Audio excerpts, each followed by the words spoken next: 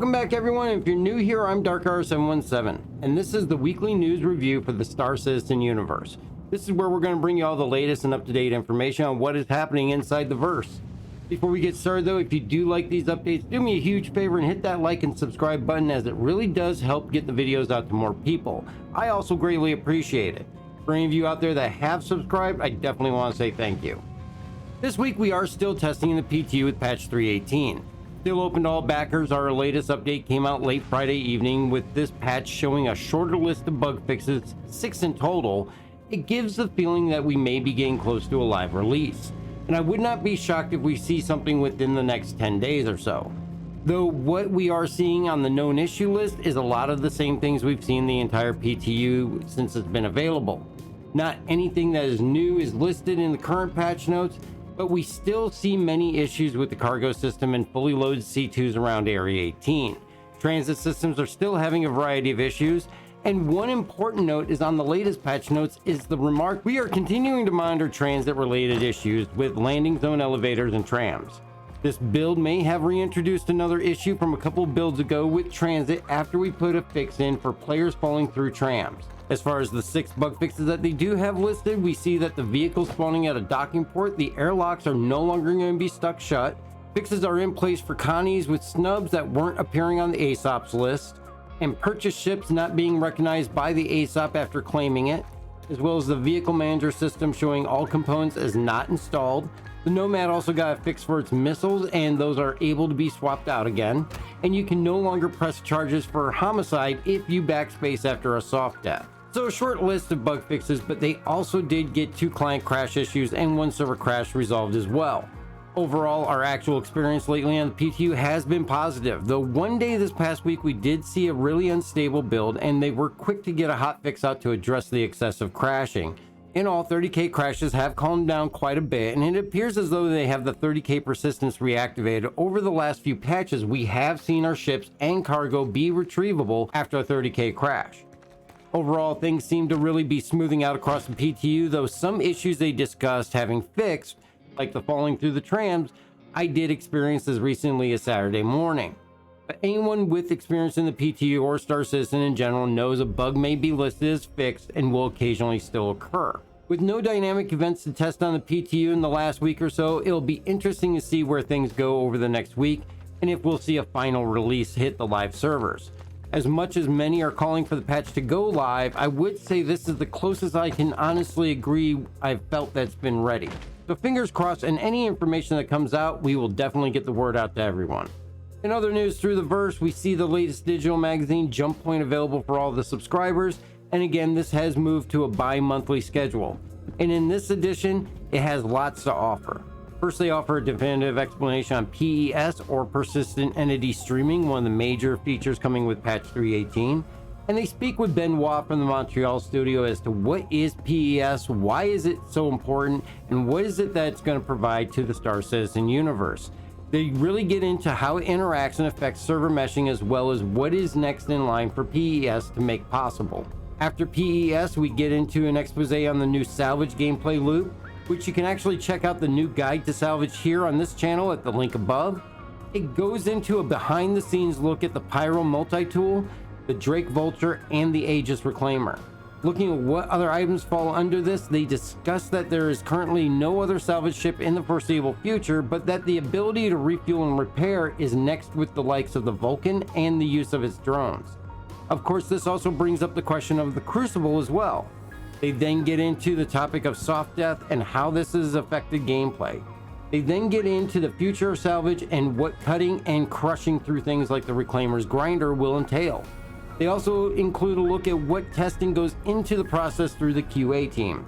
After a look at Salvage, we see a 2-page ad on something a bit strange, the Star Citizen Racing Ships trading cards.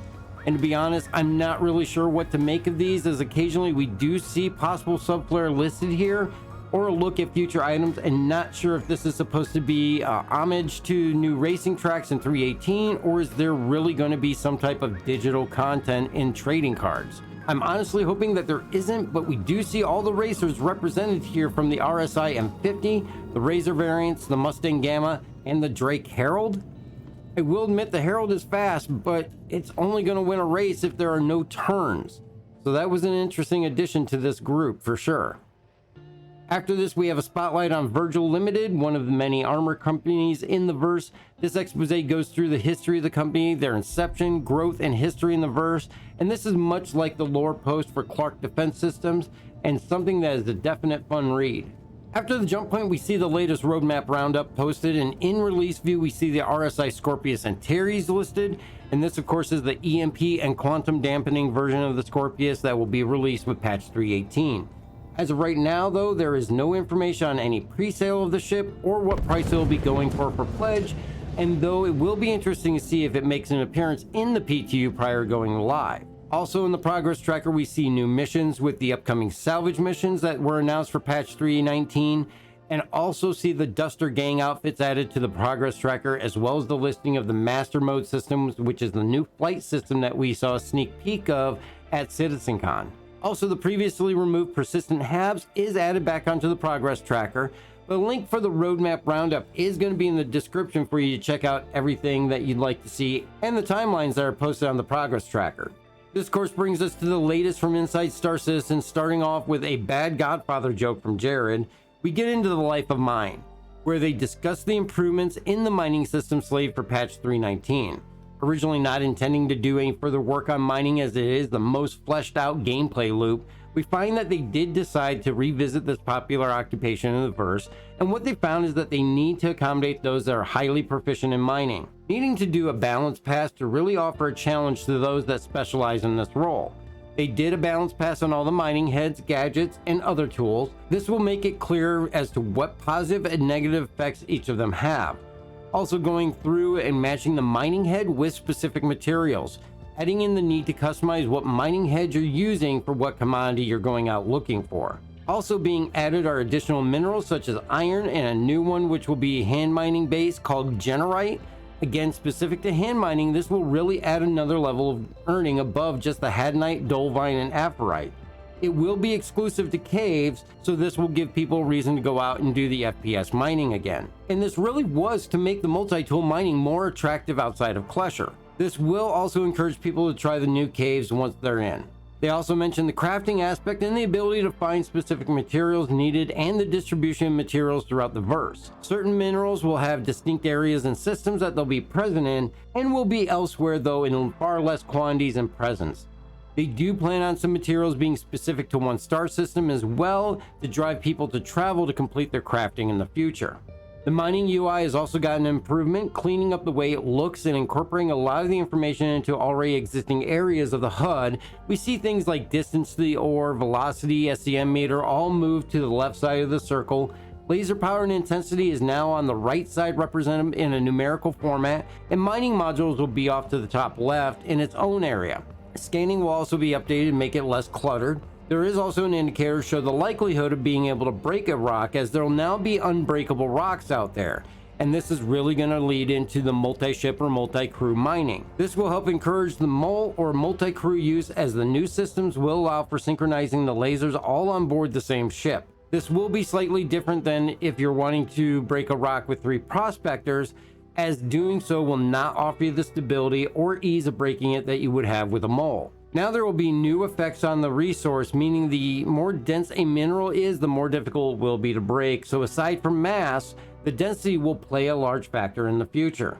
In the video, we do learn that these changes are on track to be in with the 3.19 patch, which is planned for right around Invictus, as that will come in with this patch. This is something that I'm absolutely looking forward to, as increasing difficulty will take this gameplay loop to a new level and is truly a welcome change. This then brings us to our last bit for the week, and that's Star Citizen Live. And this week we see the River Guy, otherwise known as Will Hain. As we learn of his background and experiences, Will also reflects on what else he would like to work on in the verse after he's done with Rivers. Very interesting to get to see more about Will and worth checking out. After that, we get a look at the Yella Yell video, which was an amazing song. Many remember originally from years back, created by Steamed Rose. In the second half of the show, though, we do see the leaders from the QA team sit with Jared. They go into what it is to be on the QA team and how things differ from other companies and how their QA is set up. Aside from that, not a lot of info came out of this episode, The link will be in the description for those that are interested in checking it out for both Inside Star Citizen and Star Citizen Live. And that is about it for the week. Not a whole lot going on. I hope that you found this useful, but let me know in the comments what you think. Also remember, you can catch the stream every Tuesday and Sunday on Twitch and every Thursday here on YouTube, all at 7 p.m. Eastern Time. And if you'd like to help support the channel, check out the merch store, the Patreon, or even just hit the join button to become a member. I greatly appreciate all the support. Until next time, please take care and be safe out there, and we will catch you in the verse.